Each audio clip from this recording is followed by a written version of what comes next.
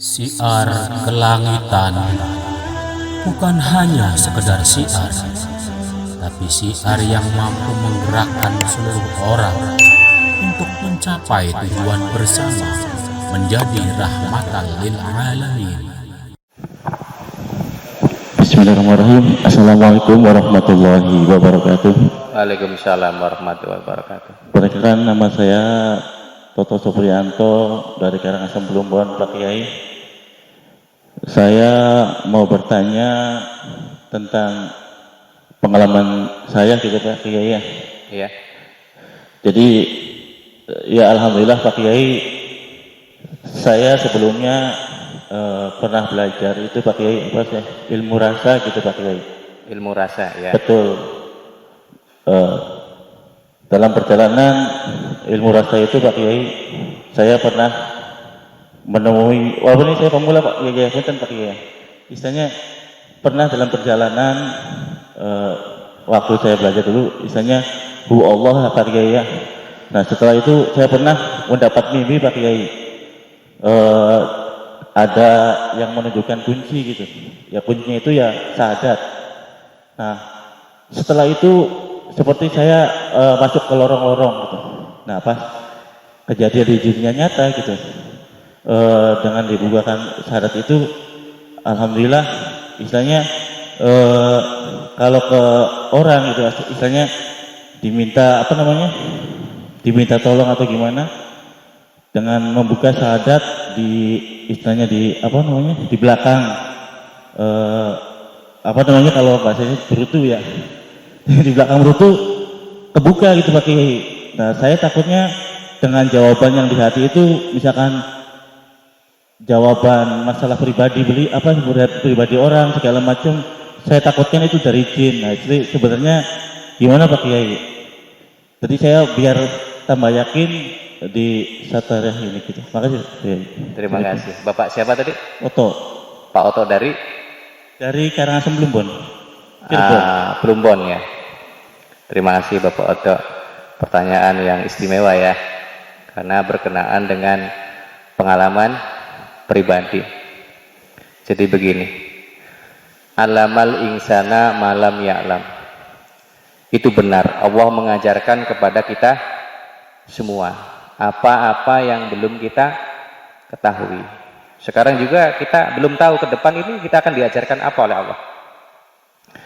Ketika Allah mengajarkan, ini melalui perantara juga. Dari perantara ini banyak contohnya. Saya simpulkan tadi seperti ada yang memberitahu ya, ketika zikir rasa ya, Hu Allah memberitahukan tentang kunci, dan ternyata kuncinya adalah apa? Syahadat. Ya. Ketika seseorang diberitahu dalam dunia rohani, berarti itu suatu yang sangat berharga bagi dirinya sendiri. Nah, berarti Pak Oto ini sudah dikasih syahadat, disuruh berzikir syahadat. Sehingga dengan syahadat yang sudah diberikan ke Pak Oto, kemudian dijalankan oleh Pak Oto ini, Pak Oto akhirnya mengalami satu hal yang makin terbuka, makin mengerti. Malah tadi makin bermanfaat untuk orang lain. Ya. Berarti ini suatu anugerah yang luar biasa bagi Pak Oto Sederek ya. Kita doakan saja semoga beliau makin bermanfaat ya. Amin ya rabbal alamin. Kemudian tadi di kalimat terakhir ada seperti keraguan dari Pak Oto, apakah ini jin kan begitu? Ya, tadi dipertanyakan ya. Apakah ini bisa jin atau apa? Begini Pak Oto, punten ya. Jin itu dulu istimewa. Sebelum manusia ini ada. Bahkan jin ini penghuni di bumi sebelum manusia.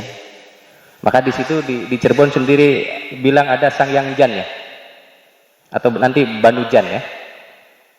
Nah, dia sama. Diperintahkan juga untuk beribadah. Nah,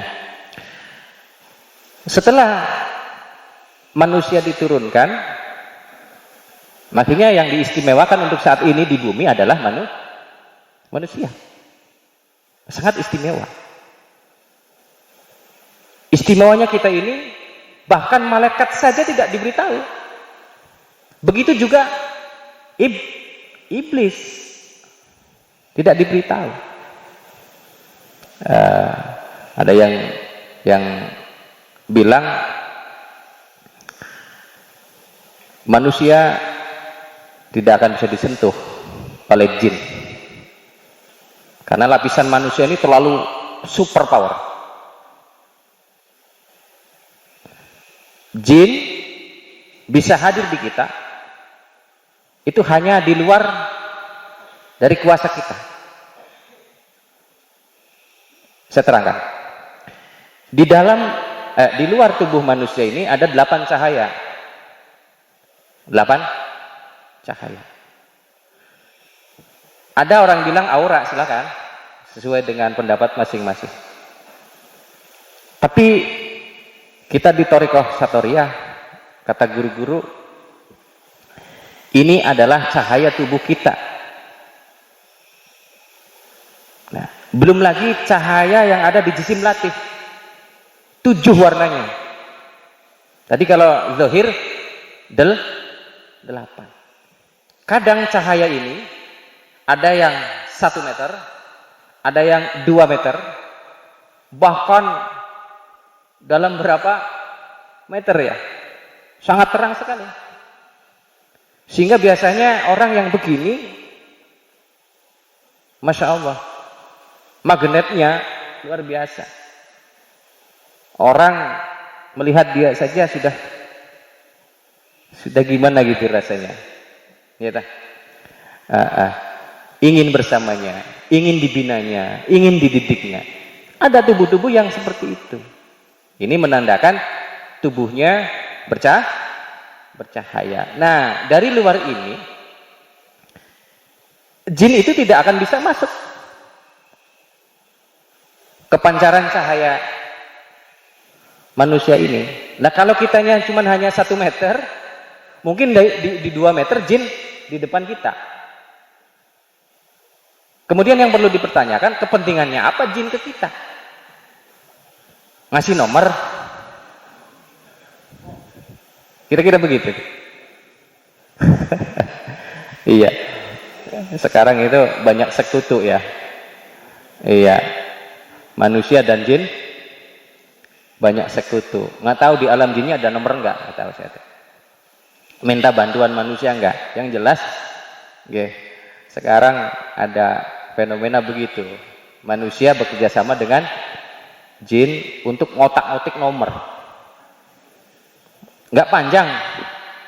Yang paling diminati itu 4 nomor tembus ya.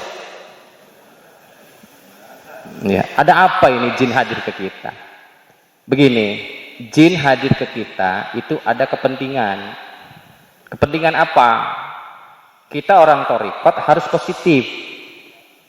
Tentunya kepentingan tentang hal ibadah.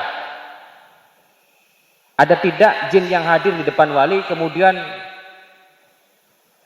bukan untuk urusan ibadah? Nggak ada. Pasti urusannya ibadah. Pasti urusannya untuk siar. Nah, ada apa jin yang hadir ini? Jawabnya dalam Thariqah Satoriyah adalah kepentingan kepositifan, tidak kepentingan negatif. Kita memanagenya harus begitu.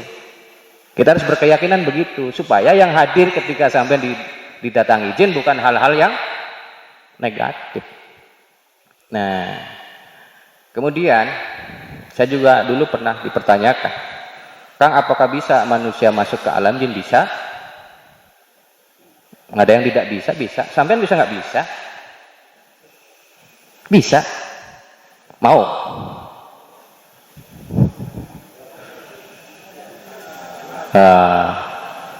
Iya. Isin-isinan kedek. Ada tujuan apa manusia ini ke sana? Sudah jelas. Kalau kita toreko berarti tujuannya baik. Boleh. Karena apa? Kita sudah jelas.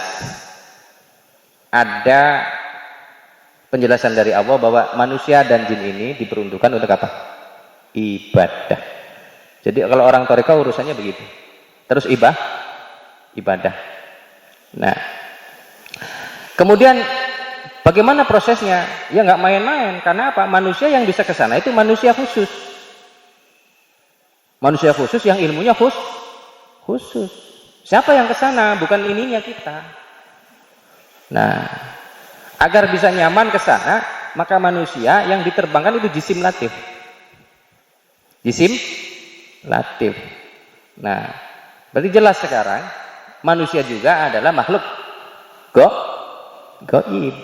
Ada dua kita, diri dohir dan diri batin. Nah, maka si manusia ini atau khususnya tadi ahli thariqah hanya untuk berkoordinasi tentang masalah ibadah dan ilmu Allah. Bagaimana agar lebih dekat antara manusia dan jin ini kepada Allah itu, sobat. Tidak ada urusan lain. Kan ada Kang orang yang berusaha ke sana terus minta bantuan ke sana, maka dikatakanlah di sana itu sebagai kodam. Ya toh, silakan. Itu hak apa? Sampean dah. Maka kami atau saya tulis di kitab Qulu Jasad itu, kita orang thariqat itu nggak boleh berkodam. Kenapa? Ya, sama-sama hambanya Allah. Sudah bukan perbudakan lagi. Budaknya jin sampean. Istimewa ya. Iya lah. Terkecuali jika ada jin yang hadir di sampean, kemudian memintakan diri untuk membantu sampean dalam apa? Tentunya dalam hal ibadah. Termasuk siar. Maka dari zaman dulu banyak wali-wali Allah yang dibantu juga oleh jin. Ya dah, untuk siar. Jadi tetap satu rinciannya. Ujungnya satu, ibadah. Nah, berarti melalui proses dong.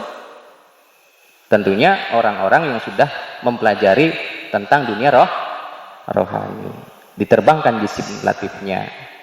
Jin juga ke kita sama, menembus juga, menembus sistem kita. Ketika dipertanyakan, susah mana manusia menembus jin alamnya atau jin menembus alam manusia? Susah mana kira-kira? Ternyata susah mereka. Kemudian kok kita merasa takut? Nah, ini dipertanyakan. Mungkin kitanya yang belum tahu ilmunya. Jadi kita merasa takut. Nah, jadi dengan itu, Pak siapa tadi? Ketika ada hidayah petunjuk yang segitu luar biasanya menurut saya, sampean diberi sahadat, maka saya yakin itu bukan jin. Ya dah? Ya. Nah, maksudnya bukan jin yang asalan. Nah, kalau toh itu jin, mungkin saja jin yang takwa dengan Allah Subhanahu wa Ta'ala untuk memberikan itu kesampaian. Kalau kesananya lagi, bisa saja ya itu leluhur-leluhur sampean yang dekat dengan Allah, atau juga para aulia yang sistemnya masih rahmatan lil alamin, mendatangi siapa saja yang sedang berproses mendekatkan diri kepada Allah Subhanahu wa Ta'ala. Bisa saja, sehingga dikasihkan sahadat. Jadi saya pesankan kalau itu sudah haknya, maka silakan dengan sahadat itu, semoga sampean berkembang, ya, berkembang terus manfaat dan terus dekat dengan Allah Subhanahu wa Ta'ala. Saya kira begitu. Yang namanya jawaban pasti berbeda, lain ladang, lain apa? Ada lagi sama ladang, sama ditanamnya. Yang membedakan apa? Cara memeliharanya. Terima kasih. Sekiranya ada pertanyaan lagi atau bagaimana, mangga matur nuwun.